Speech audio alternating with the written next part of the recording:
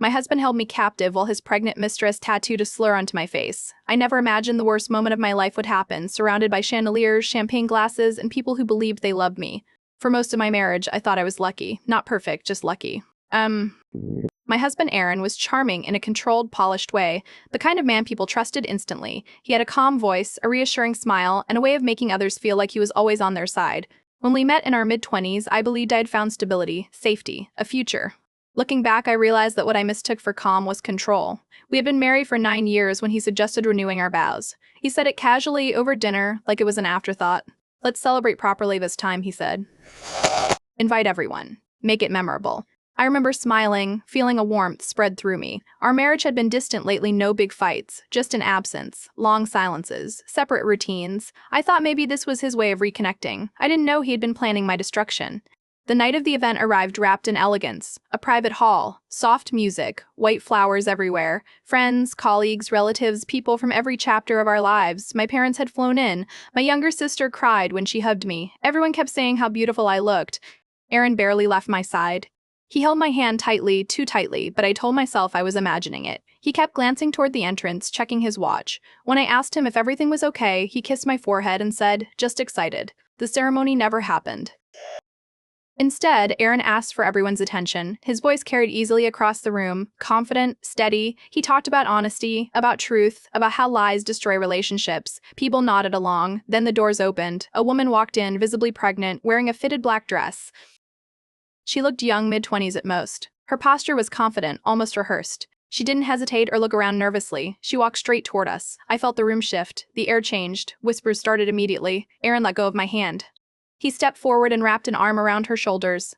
"This," he said calmly, "is the woman I love." The words didn't make sense. They bounced off my ears without meaning. My body froze before my mind caught up. Someone laughed nervously. Someone else gasped. Aaron continued speaking as if he were announcing a promotion at work. He said she was pregnant. He said the baby was his. He said the marriage had been over for years. I remember asking him one question. "Is this a joke?" He didn't answer me. He didn't even look at me. That was when I tried to leave. I took one step backward before two men appeared behind me. I didn't recognize them. Their hands clamped down on my arms, firm and practiced. I screamed Aaron's name. That was when I saw the gun. It wasn't pointed at me. It was pointed at my father. The room erupted into chaos, crying, shouting, people trying to move. Aaron raised his hand and the men tightened their grip. "No one leaves," he said, still calm. "Unless you want someone else hurt." My knees buckled. The pregnant woman stepped closer. That was when I noticed the gloves in her hands. Black latex. She smiled at me. "You really had no idea," she said softly. "That's almost impressive," I begged. I don't remember what I said, only that my voice didn't sound like my own. I remember my mother screaming. I remember my sister trying to rush forward and being stopped. Aaron ordered the men to bring a chair. They forced me into it. Cold metal closed around my wrists, handcuffs. My heart slammed so hard I thought it might burst. I couldn't breathe. I couldn't think. Every instinct screamed that I was going to die. Aaron crouched in front of me. "I need you to understand something," he said quietly. "This isn't about anger. This is about balance." He stood and nodded at the woman. She pulled out a small device. At first, I didn't understand what it was. Then it started to buzz, a tattoo machine. The realization hit me like a physical blow. "No," I sobbed. "Please, I'll do anything." She leaned in close enough that I could smell her perfume. "This won't take long," she whispered. "Try not to move." The pain was immediate and unbearable. I screamed. People screamed with me. I felt every second of it, every line, every vibration against my skin. My body thrashed against the restraints. My vision blurred with tears. I tasted blood. Aaron watched. Not once did he look away. When it was over, my body went limp. I couldn't even cry anymore. Someone held a mirror in front of me. The word was carved into my face in dark, swollen letters. I didn't recognize the woman staring back. I don't remember when the police arrived. I don't remember how long it took. I only remember waking up in a hospital bed, my face wrapped in bandages, my body aching, my mind shattered. That was the beginning of the truth, and it was far worse than the night itself. When I woke up in the hospital, the first thing I noticed was the silence, not the peaceful kind. The hollow, ringing silence that follows something catastrophic. My throat burned from screaming. My wrists were bruised and raw where the cuffs had cut into my skin. My face felt tight, swollen, unfamiliar. I didn't need a mirror to know the word was still there beneath the bandages. A nurse noticed I was awake and gently touched my arm. She spoke softly, the way people do when they're afraid the wrong tone might shatter you. "You're safe now," she said. I didn't believe her. The police came later that day. 2 detectives, 1 man, 1 woman. They asked me questions slowly, carefully, like they were walking across cracked ice. I answered mechanically. My voice sounded distant, like it belonged to someone else. They told me Aaron had been arrested at the scene. So had the two men who restrained me. The pregnant woman, her name was Leela, had been taken into custody as well. I felt nothing when I heard their names. Shock isn't dramatic. It doesn't look like crying or screaming. It feels like being hollowed out from the inside and left standing. It took days before pieces of the truth started coming together. The event hadn't been impulsive. It wasn't a crime of passion. It was planned down to the guest list, the timing, the layout of the room. Aaron had hired private security under the guise of event safety. He had chosen the venue because of its limited exits. He had insisted on controlling the music, the lighting, even the seating arrangement. The detectives told me he'd been recording me for years, phone calls, arguments, private conversations. He edited them, cut them down, rearranged them to make me sound unstable, aggressive, unfaithful. He had been building a narrative long before the night of the ceremony, and Leela wasn't a coincidence either. She had been my personal trainer. The realization hit me so hard I vomited. She had been introduced into my life on purpose. Aaron encouraged me to hire her. He praised her, talked about how motivated she was, how professional. I remembered the way she used to look at him during sessions, quick glances I brushed off as nothing. She'd been reporting back to him, every insecurity I shared, every frustration, every moment of doubt. She wasn't just his mistress, she was his accomplice. The pregnancy, I learned later, wasn't accidental either. They believed a baby would make their story stronger. That sympathy would protect them, that no one would believe a hysterical wife over a pregnant woman. The tattoo was meant to break me publicly, to humiliate me into silence. Aaron wanted me discredited before I ever spoke. But he made one mistake. He underestimated the people who loved me. My sister had recorded part of the night on her phone when things started to feel wrong. She never stopped filming, even when someone tried to grab it from her.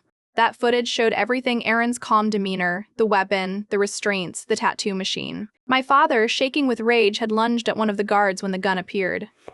That moment alone destroyed Aaron's claim that it was consensual roleplay, a lie he attempted during interrogation. And then there were the emails. Aaron kept everything: contracts, messages, instructions. He believed documentation made him untouchable. It became his undoing. As the weeks passed, the world outside the hospital room continued without me. News outlets picked up the story. Social media exploded. People debated my pain like it was entertainment. Some called me brave. Others asked what I had done to deserve it.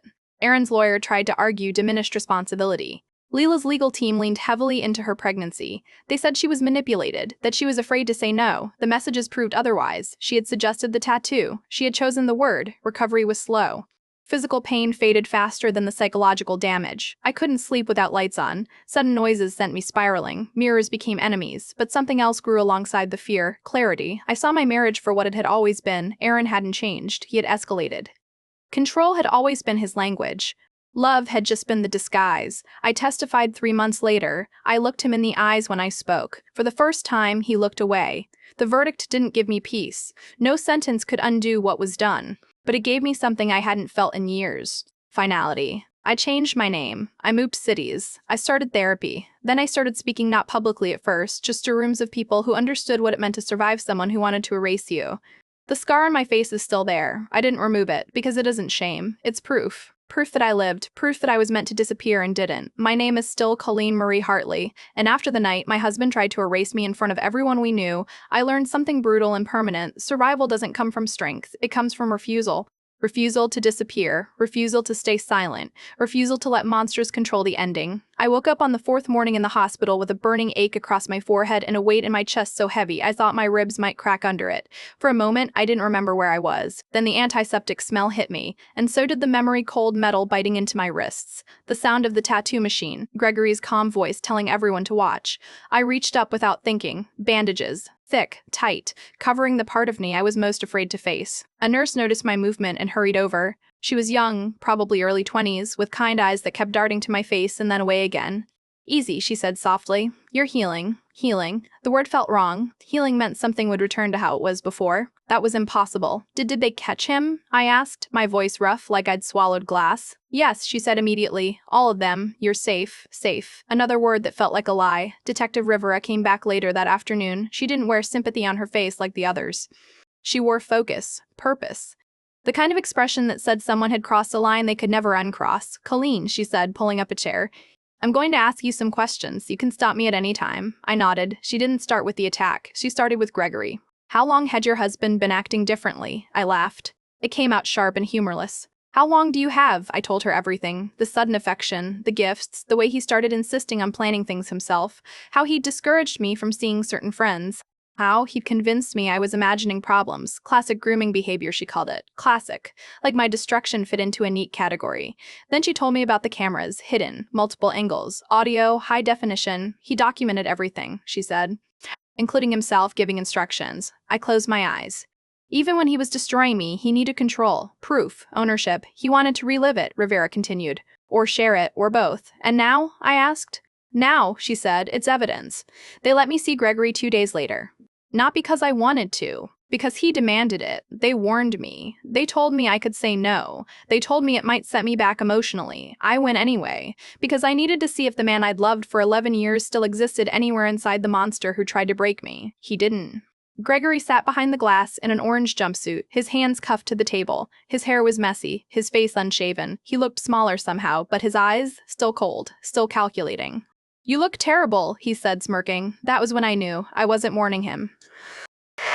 I was mourning the version of myself who believed in him. You're not getting out, I said quietly. He leaned forward. You'd be surprised what money can do. I smiled. Not because I was brave, because I knew something he didn't. They found the footage, I said. All of it. For the first time, his expression cracked, just for a second. But it was enough. The trial became national news. The footage was too horrific to release publicly, but the details leaked anyway. Headlines screamed words like anniversary horror, public torture, premeditated abuse. People I didn't know sent letters, messages. Some were kind, some were cruel. Some asked how I let it happen. Those were the hardest. As if survival required permission, as if love didn't come with blind spots, as if evil always announced itself politely. Valentina's death complicated everything. I didn't celebrate it. I didn't mourn her either. I felt something worse. Confusion. She had hurt me, permanently, deliberately. But she had also been manipulated, threatened, used. Two truths can exist at once. The baby haunted me. An innocent life destroyed by the same man who claimed he wanted a family. Gregory never wanted a family. He wanted an audience. When the verdict came back, the courtroom was silent. Guilty. On every count. 45 years. I didn't cry. I didn't smile. I exhaled. For the first time since that night, I felt gravity release its grip on my lungs. Gregory looked at me as they led him away, waiting, for rage, for tears, for forgiveness. I gave him nothing. Recovery wasn't dramatic. It was quiet, slow, ugly, 8 surgeries, months of swelling, scars, skin grafts. Some days I couldn't look at myself. Some days I refused to hide. People stared. Children asked questions. Adults pretended not to see.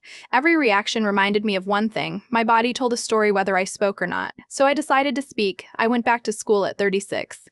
Investigative journalism. Because if monsters thrived in silence, then my voice would be my weapon. It was hard. I panicked in crowded rooms. Loud noises made my heart race. I still flinched when people stood behind me, but I finished. Top of my class. Gregory had tried to brand me. Instead, he sharpened me. 3 years later, Detective Rivera called again. There's something you need to know, she said. That was the moment I learned betrayal had layers, that the knife in my back hadn't just come from my husband. It had come from my best friend. But that, if betrayal had a sound, it wouldn't be screaming, it would be silence. The kind that settles into your bones when you realize the person who held your hand during your darkest moments was quietly sharpening the knife the entire time.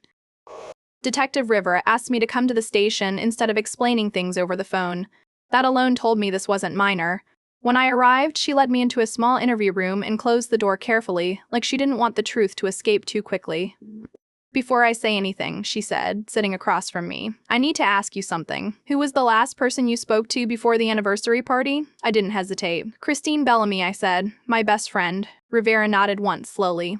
And what did she say? She told me to come early, I replied. Said Gregory wanted me to freshen up before the surprise. She insisted I use the women's restroom near the back hallway. Rivera slid a photograph across the table. It was grainy, pulled from security footage. Christine, standing in that hallway, talking to Gregory, smiling. My stomach dropped so hard I thought I might vomit. She didn't just know, Rivera said quietly. She helped plan it. The room tilted. No, I whispered. She wouldn't. She couldn't. But the evidence didn't care about my denial. Text messages. Bank transfers, audio from a hidden camera Gregory didn't even remember installing. Christine's voice was calm, methodical, almost bored. She'll trust me. She always does. By the time she realizes what's happening, it'll be too late. I pressed my palms flat against the table, grounding myself. How long? I asked. Rivera didn't sugarcoat it. Before your marriage, she said. Throughout it. I laughed again. That same broken sound. My entire adult life, I said. She was lying to my face.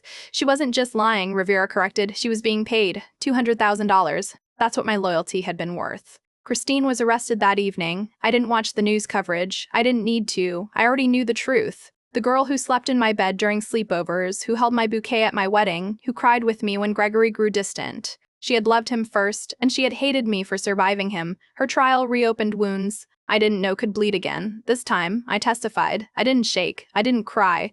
I looked directly at her and told the jury exactly what she had done. Christine cried when the verdict was read.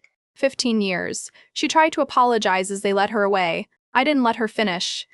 "You don't miss me," I said calmly.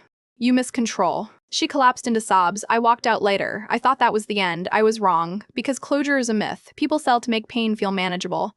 3 months later, I received a letter. No return address. The handwriting was small, careful, familiar from court documents. It was from Valentina, or rather, written before she died. She admitted everything. How Gregory had threatened her. How he had told her I was dangerous. How he promised safety and love, then replaced them with fear. But one line stopped my heart completely. The baby didn't die. I read it again and again. My hands began to shake. She explained the hospital chaos, a clerical error, another infant who hadn't survived being recorded under her name. Her daughter lived, and she had trusted only one person to protect her, Patricia. Finding Patricia changed everything. She wasn't glamorous. She wasn't manipulative. She was tired. A mother who had lived in fear for over a decade. Gregory had used her too, threatened her, controlled her. Funded her silence with money she never wanted. When she handed me the documents, bank records, shell companies, names, I knew what they were. A map, not just to his crimes, to his empire. The FBI took over. Gregory's sentence doubled, then tripled. RICO charges, money laundering, trafficking connections. The man who wanted to humiliate me in a ballroom died in a cell, screaming at walls that couldn't hear him, but even prison didn't stop him from trying. When Patricia called me, her voice was breaking. "He knows about Grace," she said. "He wants to see her." That was the moment I felt something ancient rise in me. Not fear, not anger, resolve. We fought him in court. We won. Gregory would never touch that child, never poison another life, never rewrite another narrative. Grace is 8 now. She laughs easily. She paints horses with impossible colors. She calls me her friend. And that's enough. I still have the scar. I still wake up some nights sweating. But I also wake up knowing this. He tried to end me. Instead, he exposed himself. And everything he built on lies collapsed the moment I refused to stay silent. This isn't a story about revenge, it's a story about reclamation, and it's not over, because healing doesn't end, it evolves. I didn't sleep that night, not because of the pain. I had learned how to sit with pain, but because something inside me had finally stopped crying and started thinking. Morning came quietly, cruelly normal. Sunlight slipped through the blinds like it hadn't witnessed the destruction of my life. I stared at the ceiling and realized something terrifying and powerful at the same time. They thought I was broken. They thought humiliation had finished me. They were wrong. The first step back to myself, the doctor was gentle when he removed the bandages from my face. He didn't flinch, but his eyes darkened, the kind of look professionals get when they see cruelty, not accident. "This wasn't consent," he said quietly. "This was assault." The word echoed. Assault, not a mistake, not a bad marriage, not a misunderstanding, a crime. I asked him to document everything. Photographs, reports, dates, names. I didn't cry when the camera clicked. I felt detached. Like the woman in the photos wasn't me anymore. That woman had been broken. I was building someone else. The first crack in their world, my husband called that afternoon.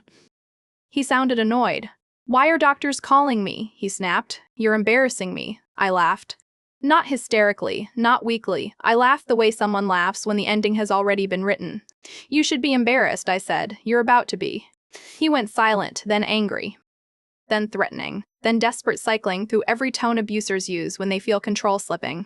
"You won't survive without me," he said finally. "No one will want you now." I smiled.